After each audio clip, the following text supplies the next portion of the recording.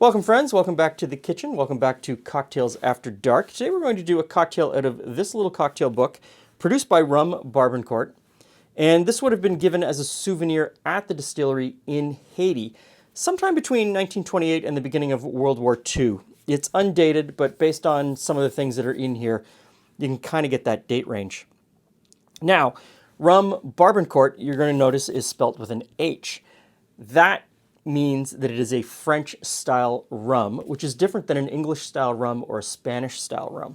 And the French style of rums is made from freshly squozen cane juice. So they squeeze the sugar cane. That resulting liquid is then fermented into rum. It's often called rhum agricole in French. Versus English and Spanish-style rums that don't have the H, and those are produced from molasses. And Spanish-style rums are actually spelt R-O-N. Although R-U-M is the English translation. And depending on which island you're on, that use of molasses could be anywhere from a really light molasses to a really dark molasses, which gives a different style and body and taste and so on and so forth.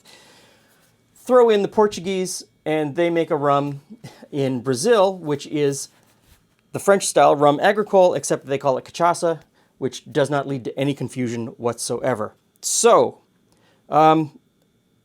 there is other confusion, and I'll get to that at the end with the H here in Canada. Now, I'm going to do this two ways. I'm going to use the Barbancourt rum agricole, but I'm also going to use an English-style rum, Angostura, and we'll see if that translates into a difference in the taste of the cocktail. So each cocktail starts with some granulated sugar, 2 dashes of Angostura bitters, which get everywhere. And this one is going to get the Rhum Barbancourt. And do I have enough? Do I have enough? Just.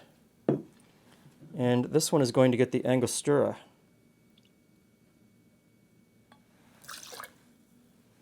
Now I'm going to ice and shake these one at a time. And as you learned from the stirring video, this part is edited. And we'll get rid of that ice. And double strain.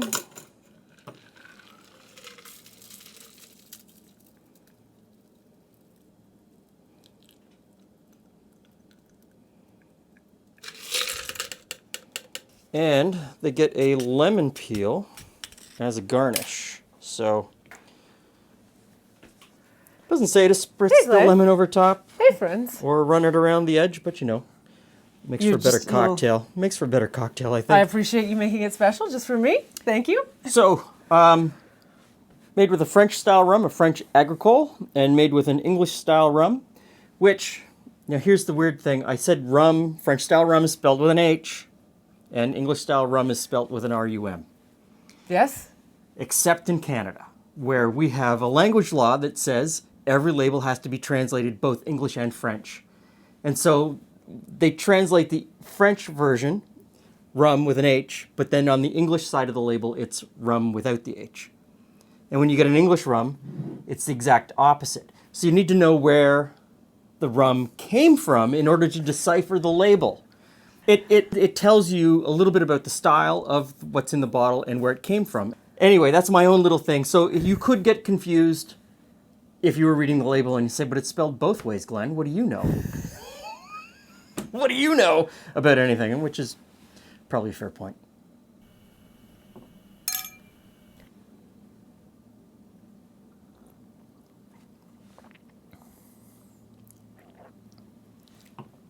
That's a pretty decent... Okay. Pretty decent drink. So that's you've got the French rum. You've got the actual rum Barbancourt. Okay. And that one is the Angostura rum. Okay.